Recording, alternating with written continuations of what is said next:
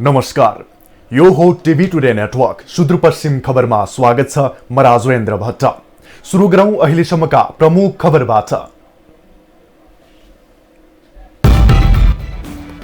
सुदूरपश्चिम प्रदेशमा बिहिबार थप 42 जनामा कोरोना संक्रमण पुष्टि।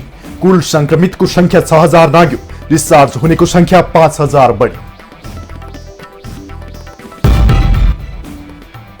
सुदूरपश्चिम प्रदेश सरकारको चासो शिक्षा क्षेत्रमा प्रत्येक जिल्लामा एक क्याम्पस नमुनाको रूपमा स्तरोन्नति गरिने, उच्च शिक्षाको गुणस्तरमा सुधार ल्याउने उद्देश्य।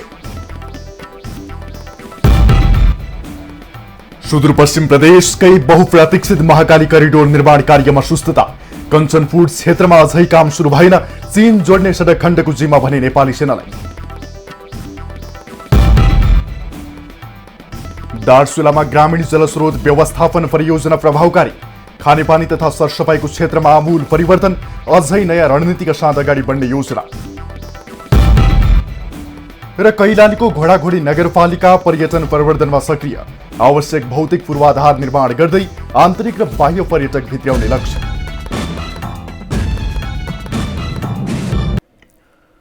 अब सुदूरपश्चिम खबर विस्तारमा। सुदूरपश्चिम प्रदेशमा पछिल्लो 24 घण्टामा थप 42 जनामा कोरोना संक्रमण पुष्टि भएको छ। बिहिबारको नियमित पत्रकार सम्मेलनमा स्वास्थ्य तथा जनसङ्ख्या मन्त्रालयका प्रवक्ता प्राध्यापक डाक्टर जागेश्वर गौतमले दिएको जानकारी अनुसार सुदूरका विभिन्न जिल्लाहरूमा 42 जनामा कोरोना भाइरसको संक्रमण पुष्टि भएको हो। अछाममा 6, कञ्चनपुरमा 3, कैलालीमा 15, डोटीमा 4, दार्चुलामा 2, बझाङमा 10, बाजुरामा छैन र बैतडीमा 2 जना हुनुहुन्छ। प्रदेशको सेती प्रादेशिक अस्पताल धनगढी, डोटी जिल्ला अस्पताल र डडेलधुरा अस्पतालमा गरिएको स्वाबको नमुना परीक्षणका क्रममा थप 42 जनामा कोरोना भाइरस संक्रमण पुष्टि भएको हो। यो सँगै सुदूरपश्चिम प्रदेशमा कोरोना संक्रमितको संख्या 6000 नागेको छ भने उनीहरूमध्ये 14 जनाको ज्यान गइसकेको छ। कोरोना मुक्त भई डिस्चार्ज हुनेको संख्या 5000 बढी छ। अहिलेसम्म सुदूरपश्चिम प्रदेशका 9वटै जिल्लाबाट सङ्कलन गरिएका 63600 बढीको पीसीआर परीक्षण गरिएको छ, जसमध्ये 10% अर्थात् 6000 बढीमा कोरोना संक्रमण पुष्टि भएको स्वास्थ्य तथा जनसङ्ख्या मन्त्रालयले जनाएको छ। कञ्चनपुरको महाकाली नगरपालिकामा कोरोना रोकथामका लागि गरिएको निषेधाज्ञालाई थप कडाई गरिएको छ। नगरपालिकामा पछिल्लो केही सातामा अज्ञात रोगका कारण 8 जनाको ज्यान गएपछि कोरोना संक्रमण बढ्न सक्ने सम्भावनालाई ध्यानमा राख्दै नगरपालिकाले 15 गतेदेखि 22 गतेसम्मको लागि निषेधाज्ञामा थप कडाई गरेको हो। नगरपालिकाका अनुसार जिल्ला प्रशासन कार्यालयले जारी गरेको निषेधाज्ञामा टेकेर कडाई गरिएको छ। नगरपालिका स्थित सबै बैंकहरूमा पनि धेरै भिड हुने भएको हुनाले 10 बजेदेखि 1 बजेसम्म मात्रै खोल्ने एउटा चाहिँ त्यो सूचना त्यो निर्देशन चाहिँ जारी गर्यौँ। दोस्रो कुरा चाहिँ महाकाली नगरपालिका स्थित चाहिँ विद्युत प्राधिकरण महसुल काउन्टर चाहिँ 10 बजेदेखि 2 बजेसम्म खुल्ने, किनभने महसुल समयमा तिर्न नसक्दा चाहिँ त्यसमा हर्जाना तिर्नुपर्ने भएको हुनाले पनि अलि त्यसलाई खुकुलो अरू सेवाहरू चाहिँ बन्द भयो भने एउटै मात्र सेवा सञ्चालन हुँदा अलिक बजारमा पनि भिड भडाका कम होला भन्ने उद्देश्य पनि हो। अनि महाकाली नगरपालिकाभित्रका किराना पसल, हार्डवेयर पसल, रेस्टुरेन्ट लगायतका पसलहरू बिहान 7 बजेदेखि 9 बजेसम्म मात्रै। नगरपालिकाभित्रका किराना पसल, हार्डवेयर पसल, रेस्टुरेन्ट लगायत अन्य पसलहरू बिहान 7 बजेदेखि 9 बजेसम्मको लागि मात्रै खुला गर्ने गरी निषेधाज्ञामा कडाई गरिएको छ भने अत्यावश्यक सेवा, बैंक जान र विद्युत महसुल तिर्नलाई भने नगरपालिकाले निश्चित समय तोकेको छ। बैतडीमा गत साउन यता 49 जनामा स्क्रब टाइफस देखिएको छ। जिल्लाको दशरथचन्द नगरपालिकामा 25 महिला र 11 पुरुष गरी 36 जना, पाटन नगरपालिकामा 3 महिला र 1 पुरुष गरी 4 जना, दोगडा केदार गाउँपालिकामा 4 महिला र 2 पुरुष गरी 6 जना, मेलौली नगरपालिकामा 1 महिला, पञ्चेश्वर गाउँपालिकामा 1 पुरुष र सिगास गाउँपालिकामा 1 जना महिलामा स्क्रब टाइफस पुष्टि भएको बताइएको छ। गत आर्थिक वर्षमा जिल्लाभरि 40 जनामा स्क्रब टाइफसको संक्रमण पुष्टि भएको थियो। सुदूरपश्चिम प्रदेश सरकारले उच्च शिक्षाको गुणस्तरमा सुधार ल्याउने उद्देश्यले सबै जिल्लाका एउटा क्याम्पसहरूलाई नमुना क्याम्पसको रूपमा स्तरोन्नति गर्ने भएको छ। सुदूरपश्चिम प्रदेश सरकारको सामाजिक विकास मन्त्रालयले नमुना क्याम्पसको रूपमा स्तरोन्नति गर्न लागेका प्रदेशका 9वटै जिल्लाहरूमा एक क्याम्पस छनौट समेत गरिसकेको छ, जसमध्ये अछाम बहुमुखी क्याम्पस, बाजुराको बाजुरा क्याम्पस, यस्तै बझाङको सुनकुडा, दार्चुलाको दार्चुला बहुमुखी र बैतडीको जगन्नाथ क्याम्पस रहेका छन्। यस्तै डडेलधुराको त्रिवेणी बहुमुखी क्याम्पस र डोटीको केदार ज्योति कुञ्ज, कैलालीको घोडाघोडी र कञ्चनपुरको महाकाली बहुमुखी क्याम्पस रहेका छन्। नमुना क्याम्पसको रूपमा स्तरोन्नति गर्नको लागि विश्वविद्यालय आयोगले बनाएको मापदण्ड तोकिएका 58वटा विभिन्न सूचकहरू र क्याम्पसले भरेको मूल्याङ्कन फारमका आधारमा क्याम्पसहरूलाई छनौट गरिएको सामाजिक विकास मन्त्री कृष्णराज सुवेदीले बताउनुभयो। यसका लागि मन्त्रालयले नमुना क्याम्पस तथा व्यवस्थापन सम्बन्धी निर्देशिका 2077 तयार गरिरहेको छ।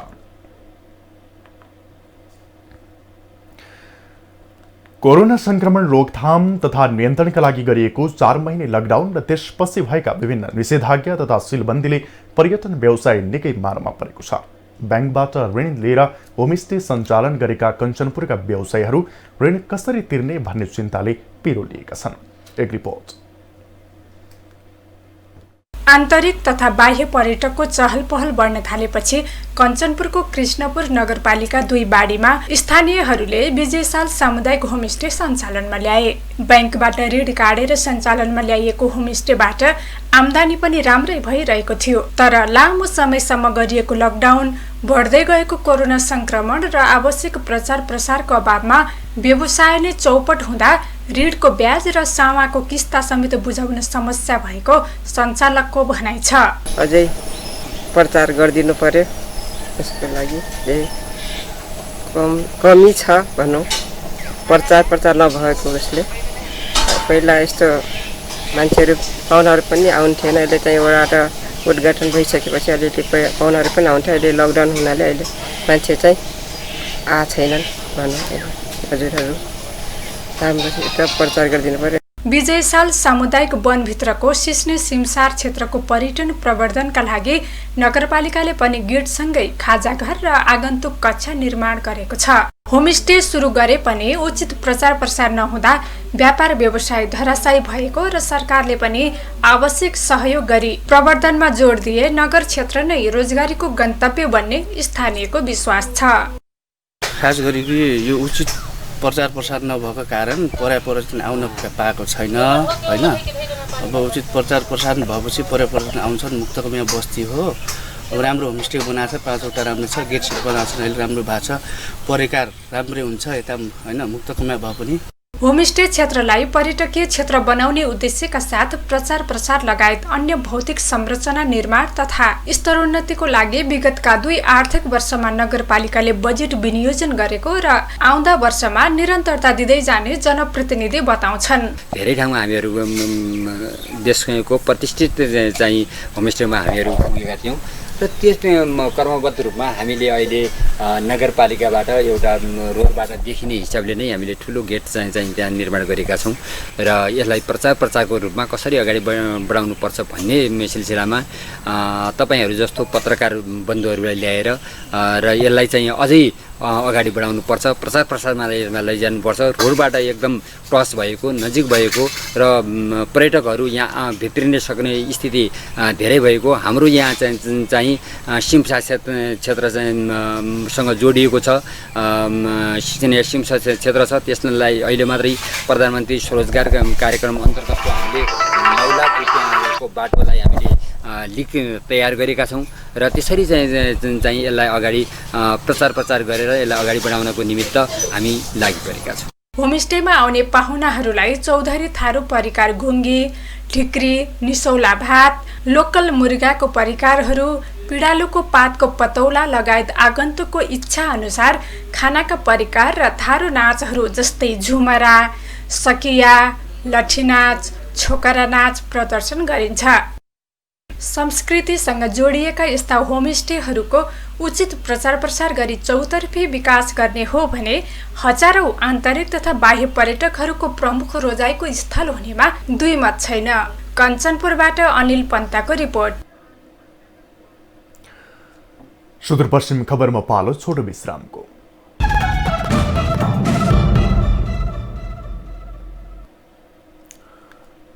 अब बाँकी खबर।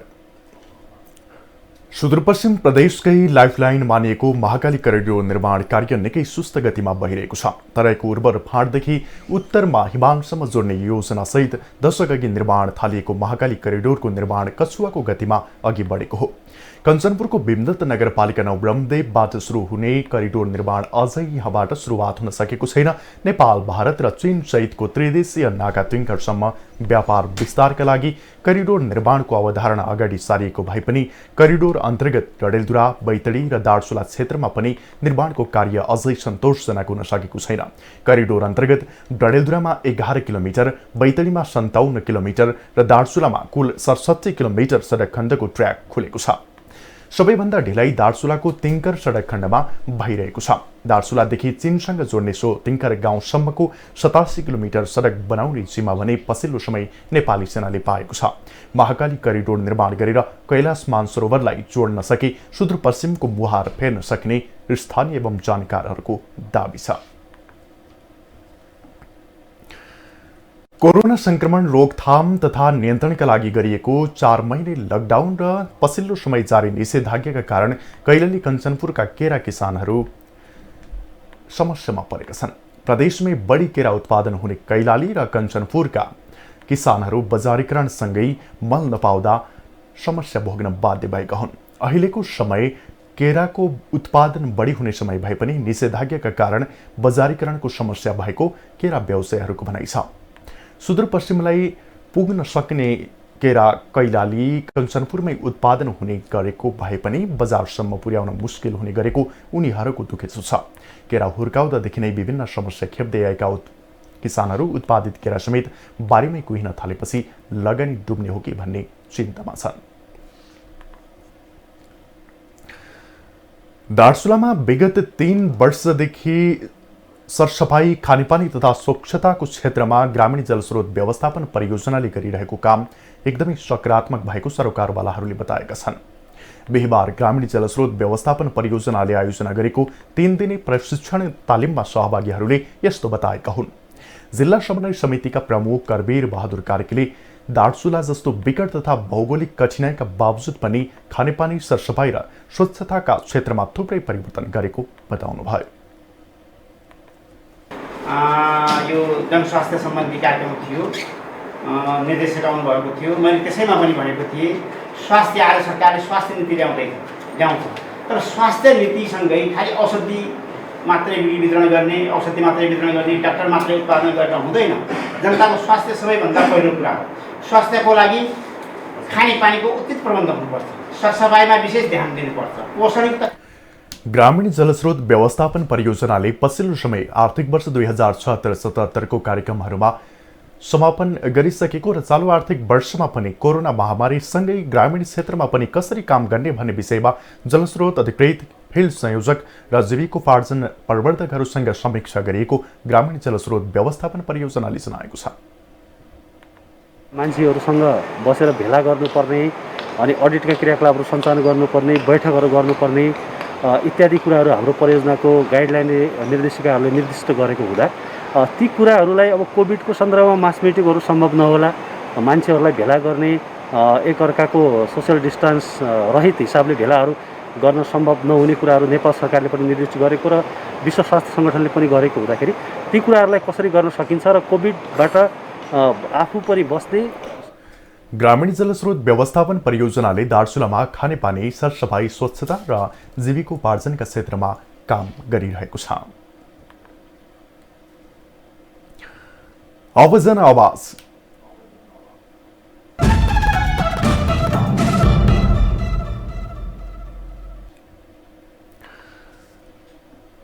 स्वदेशी तथा विदेशी पर्यटकहरूलाई लोभ्याउन सफल सुदूरपश्चिमकै प्रमुख आकर्षणको केन्द्र रहेको कर्णाली पुल निर्माण भएको 27 वर्ष बितिसक्दा पनि सम्बन्धित निकायले चासो नदेखाउँदा पछिल्लो समय जीर्ण बन्दै गएको छ।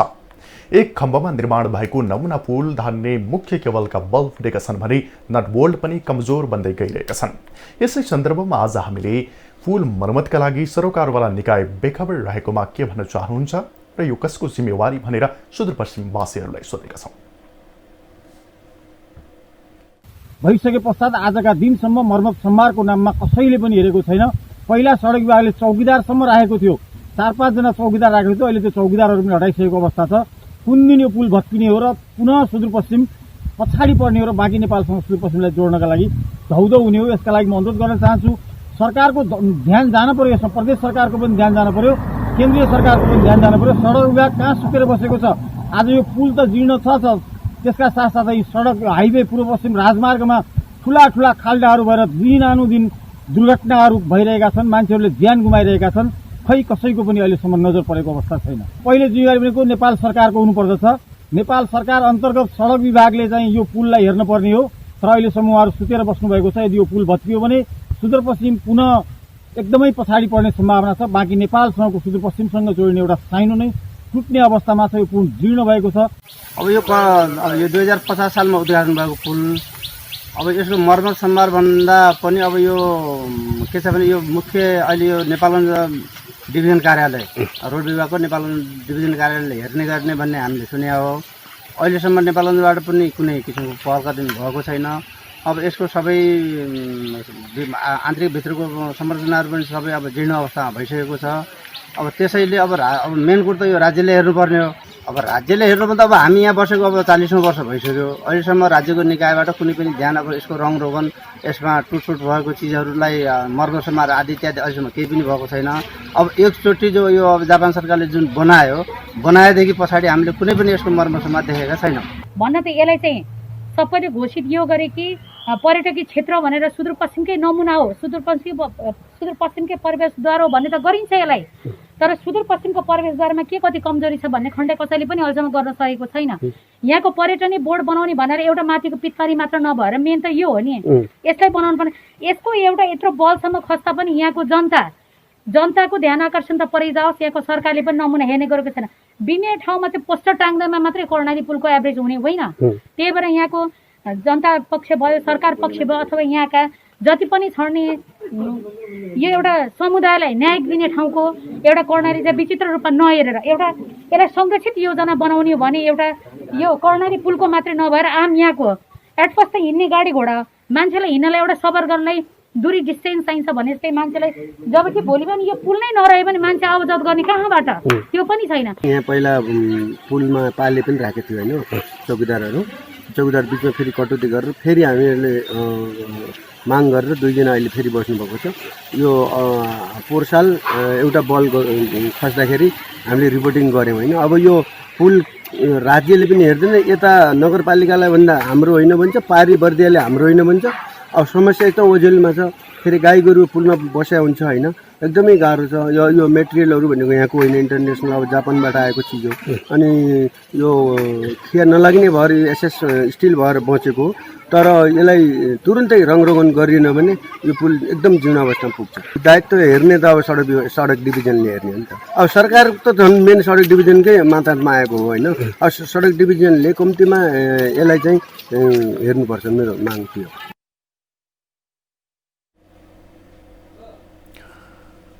सुदूरपश्चिम खबरमा फेरि छोटो विश्राम।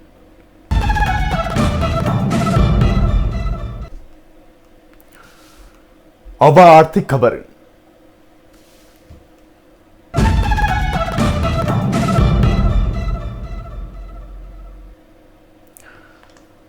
पछिल्लो समय विभिन्न स्थानीय तहहरू विकास निर्माणका साथसाथै पर्यटन प्रवर्धनमा जुटेका छन्। नगरमा आन्तरिक तथा बाह्य पर्यटक भित्रै अर्थोपार्जनमा टेउ पुर्याउन कैलालीको घोडाघोडी नगरपालिका पनि विभिन्न भौतिक पूर्वाधार निर्माणमा जुटेको हो। एक रिपोर्ट। कैलालीको घोडाघोडी नगरपालिकाले स्थानीय विकासका साथै पर्यटन प्रवर्धनमा समेत जोड दिएको छ। नगरको वडा नम्बर 3 जुरपानीमा बन्न लागेको पार्क मार्फत आन्तरिक तथा बाह्य पर्यटक भित्राई अर्थोपार्जन समेत गर्न सकिने स्थानीयको विश्वास छ। अब हमारी घोडाघोडी नगरपालिका में नगरपालिका 3 वार्ड नंबर 3 में यो हमारे का कठाई पिकनिक स्थल बनल बा, वही हमने खुशी लागल बा। वही ये जंगल में है, ये का कठाई महालक्ष्मी समुदाय जंगल फे हो गई। अब अपने पर्यटक फे आई हैं, हमारे अपने व्यवसाय फे मजा हुई। का करे कि पर्यटक आई यहाँ होटल बरवार होटल हुई, बरवार बाहर से मनाई आई हैं। वही है कहाँ से स्वागत करना बा, ढिकरी से, ग्यांगटा से, मुसवा से, कहाँ चीज़ से स्वागत करना बा, वो फिर हमार बिक्री हुई, व्यवसाय मजा हुई। हमार बाल बच्चा फेमने कोई बेरोजगार पनि रोजगारीका अवसरहरू पनि छन्। तपाईँले यहाँ देख्नुहुन्छ यी बाँसहरू पनि उपभोक्ताहरूले हामीले लगाएका छौँ। यसैबाट पनि अब दोना टप्परी जस्ता एउटा उद्योग सञ्चालन पनि बनाउन सकिने अवस्था छ। अब यहाँनिर अब पिकनिक पार्क निर्माण भइसके पश्चात अब विशेष यसमा अब सरसफाइको आवश्यकता रहन्छ। अब त्यस्तै अब कटेजहरू निर्माण हुन थाल्छन् अनि रोजगारीका अवसरमा पर्यटकहरूलाई आउँदाखेरि उनीहरूको स्वागत इत्यादि अब खानपिनमा सबै कुरो गर्दाखेरि यो आउने दिनहरूमा यो पर्यटक यो हाम्रो यो पिकनिक पार्कले एकदमै हाम्रो गाउँको लागि पनि यहाँका बासिन्दाहरूका लागि पनि एकदमै चाहिँ आर्थिकमा पनि प्रबलता ल्याउँछ भन्ने मैले अपेक्षा गरेको छु। पर्यटकीय क्षेत्रबाट रोजगारीको अवस्था सिर्जना गर्न र स्थानीय कला संस्कृति, वेशभूषा र रहन सहनको समेत संरक्षण तथा प्रचार प्रसारमा टेवा पुर्याउने उद्देश्यका साथ यस कार्यको थालनी गरेको वडा कार्यालयले जनाएको छ। 9 लाख रुपियाँ खर्च भइसकेको छ। अझ यो हाम्रो पार्कलाई राम्रो र उज्जवल बनाउनको लागि अझ यसको आर्थिकको अभाव छ, लगानीको आवश्यकता छ। त्यसैले अब वडाबाट पनि हामी लगानी लगाउनुपर्छ र नगरपालिकाले पनि अब यसलाई विकासकै प्रक्रियालाई अगाडि बढाउनको लागि नगरपालिकाले पनि यसमा लगानी लगाउन आवश्यक छ।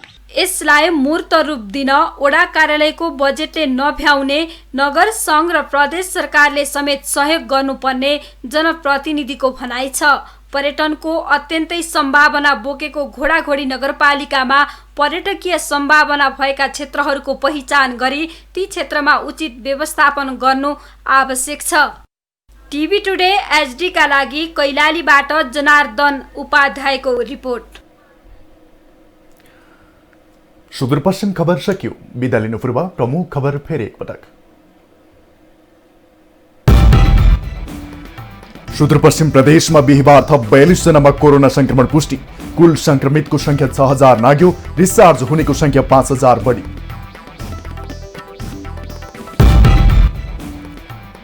सुदूरपश्चिम प्रदेश सरकारको चासो शिक्षा क्षेत्रमा प्रत्येक जिल्लामा एक क्याम्पस नमुनाको रूपमा स्तरोन्नति गरिने, उच्च शिक्षाको गुणस्तरमा सुधार ल्याउने उद्देश्य। सुदूरपश्चिमकै बहुप्रतीक्षित महाकाली करिडोर निर्माण कार्यमा सुस्तता। कञ्चनपुर क्षेत्रमा अझै काम सुरु भएन। चीन जोड्ने सडक खण्डको जिम्मा भने नेपाली सेनालाई। दार्चुलामा ग्रामीण जलस्रोत व्यवस्थापन परियोजना प्रभावकारी। खानेपानी तथा सरसफाइको क्षेत्रमा आमूल परिवर्तन, अझै नयाँ रणनीतिका साथ काम गर्ने योजना। र कैलालीको घोडाघोडी नगरपालिका पर्यटन प्रवर्धनमा सक्रिय। आवश्यक भौतिक पूर्वाधार निर्माण गर्दै आन्तरिक तथा बाह्य पर्यटक भित्र्याउने लक्ष्य।